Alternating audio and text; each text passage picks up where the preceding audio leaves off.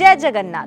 नमस्कार, मैं दीवा शर्मा आपका स्वागत करती हूँ द एम आपकी अपनी आवाज में। आज हम बात करेंगे जगन्नाथ धाम के बारे में, जिसे धरती के वैकुंठ स्वरूप माना गया है। उड़ीसा के तटवर्ती शहर पुरी में स्थित ये विश्व प्रसिद्ध मंदिर भगवान विष्णु के अवतार श्री कृष्ण को समर्पित है। पुरी का ये पौराणिक मंदिर अपने आप में काफी अलौकिक है। सबसे पहले हम बात करते हैं पुरी में हर साल होने वाली जगन्नाथ रथ यात्रा के बारे में। जगन्नाथ रथ यात्रा एक महत्वपूर्ण हिंदू धार्मिक उत्सव है जो हर वर्ष उड़ीसा राज्य के पुरी में आयोजित होता है। इस उत्सव में भगवान जगन्नाथ, उनके भाई बलभद्र और उनकी बहन सुभद्रा के रथों की यात्रा निकलती है। यह पुरी में मनाए जाने वाला एक वार्षिक त्योहार है। ऐसा माना जाता है कि इस त्योहार की उत्पत्ति तब हुई जब भगवान जगन्नाथ की बहन देवी सुभद्रा ने पुरी जाने की इच्छा व्यक्त की। उनकी इच्छा पूरी करने के लिए भगवान जगन्नाथ अपने भाई बलभद्र के साथ पुरी के लिए रथ यात्रा पर निकल पड़े। तब से रथ यात्रा हिंदू कैलेंडर के अनुसार हर साल मनाई जाती है।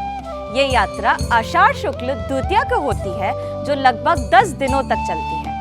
भगवान जगन्नाथ को भगवान विष्णु का अवतार माना गया है। यात्रा के दौरान भगवान जगन्नाथ, बलभद्र और सुभद्रा को उनके मंदिर से गुंडीचा मंदिर तक ले जाया जाता है, जो 3 किलोमीटर की दूरी पर स्थित है।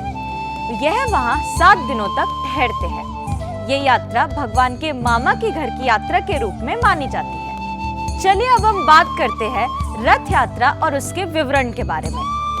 रथ निर्माण। यात्रा के कुछ सप्ताह पहले रथों का निर्माण शुरू हो जाता है। प्रत्येक रथ को विशेष प्रकार की लकड़ी से बनाया जाता है, जिसमें कील का उपयोग नहीं होता है। भगवान जगन्नाथ, बलभद्र और सुभद्रा के 3 अलग-अलग रथ होते हैं। नंदी घोष, यह भगवान जगन्नाथ का रथ है। इसका रंग पीला और लाल होता है, जिसमें 16 पहिए होते हैं। ताल ध्वज, यह बलभद्र का रथ है। इसका रंग हरा और लाल होता है, जिसमें 14 पहिए होते हैं। दर्पद दलन, यह सुभद्रा का रथ है। इसका रंग काला और लाल होता है, जिसमें 12 पहिए होते हैं। रथ यात्रा के दिन लाखों भक्त पुरी पहुंचते हैं और भगवान के रथ को खींचने का सौभाग्य प्राप्त करते हैं। यह एक बहुत ही पवित्र कार्य माना जाता है और इसमें भाग लेने से जीवन के सभी पापों का नाश हो जाता है। 7 दिनों के बाद भगवान वापस अपने मुख्य मंदिर की ओर लौटते हैं। इसे बहुधा यात्रा कहते हैं। इस दौरान भगवान मौसीमा मंदिर में रुकते हैं, जहां उन्हें पुरी के प्रसिद्ध पोड़ा पिट्ठा, एक प्रकार का केक का भोग लगाया जाता है। अब हम बात करते हैं यहाँ के रहस्यों के बारे में।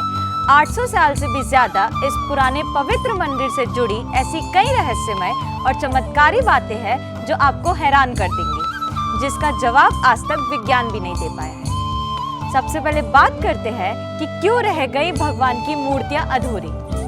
शास्त्रों के अनुसार विश्वकर्मा बूढ़े बढ़ई के रूप में जब मूर्ति बना रहे थे, तब राजा इंद्रद्युम्न के सामने शर्त रखी कि वह दरवाजा बंद करके ही मूर्तियां बनाएंगे और जब तक मूर्तियां नहीं बन जाती तब तक अंदर कोई प्रवेश नहीं करेगा। यदि दरवाजा पहले खुल गया तो वह मूर्ति बनाना छोड़ देंगे। बंद दरवाजे के अंदर मूर्ति निर्माण का काम हो रहा या नहीं, ये जानने के लिए राजा नित्य प्रति दरवाजे के बाहर खड़े होकर मूर्ति बनने की आवाज सुनते थे। एक दिन राजा को अंदर से कोई आवाज सुनाई नहीं दी। उनको लगा कि विश्वकर्मा काम छोड़कर चले गए हैं। राजा ने दरवाजे खोल दिया और शर्त अनुसार विश्वकर्मा वहां से गायब हो गए। भगवान जगन्नाथ, बलभद्र और सुभद्रा की मूर्तियां अधूरी ही रह गई। उस दिन से आज तक मूर्तियां इसी रूप में वहां विराजमान है। अब हम बात करते हैं हवा के विपरीत क्यों लहरता है झंडा।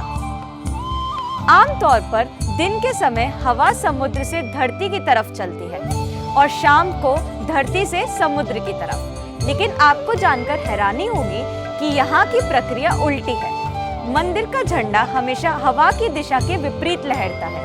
हवा का रुख जिस दिशा में होता है, झंडा उसके विपरीत दिशा में लहरता है। महाप्रसादम का क्या रहस्य है? कहा जाता है कि जगन्नाथ मंदिर में दुनिया की सबसे बड़ी रसोई है। रसोई का रहस्य यह है कि यहाँ भगवान का प्रसाद पकाने के लिए 7 बर्तन के एक के ऊपर एक रखे जाते हैं। यह बर्तन मिट्टी के होते हैं जिसमें प्रसाद चूल्हे पर ही पकाया जाता है। आश्चर्य की बात यह है कि इस दौरान सबसे ऊपर रखे बर्तन का पकवान सबसे पहले पकता है, फिर नीचे की तरफ से एक के बाद एक प्रसाद पकाया जाता है। वहां चाहे लाखों भक्त आ जाए, लेकिन प्रसाद कभी कम नहीं पड़ता और ना ही व्यर्थ जाता है। मंदिर के बंद होते ही प्रसाद भी खत्म हो जाता है। क्यों नहीं दिखती है मंदिर की परछाई? जगन्नाथ मंदिर करीब 4 लाख वर्ग फीट एरिया में है। इसकी ऊंचाई 214 फीट की है। किसी भी वस्तु या इंसान, पशु पक्षी की परछाई बनना तो विज्ञान का नियम है, लेकिन जगत के पालनहार भगवान जगन्नाथ के मंदिर का ऊपरी हिस्सा विज्ञान को चुनौती देता है। यहाँ मंदिर के शिखर की छाया हमेशा अदृश्य ही रहती है। क्यों नहीं नजर आते हैं पक्षी? आमतौर पर मंदिर या बड़ी इमारतों पर पक्षियों को आना तो आम सी बात है, लेकिन पुरी के मंदिर के ऊपर से ना ही कभी कोई प्लेन उड़ता है और ना ही कोई पक्षी मंदिर के शिखर पर बैठता है। भारत के किसी भी दूसरे मंदिर में ऐसा नहीं देखा गया है। अब हम बात करते हैं सबसे महत्वपूर्ण कि 12 साल में क्यों बदली जाती हैं मूर्तियां।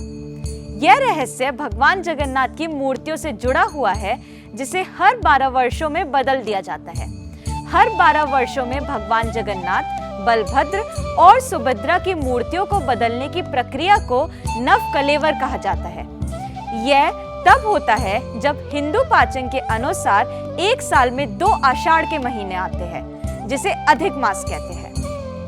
मूर्ति के अंदर एक ब्रह्म पदार्थ अर्थात ब्रह्मांडीय ऊर्जा होती है, जिसे पुरानी मूर्ति से नई मूर्ति में बदला जाता है। यह कार्य केवल कुछ विशेष पुजारी ही करते हैं, जो अंधेरे में और आंखों पर पट्टी बांधकर इसे अंजाम देते हैं। इस दौरान पूरे शहर की बिजली काट दी जाती है।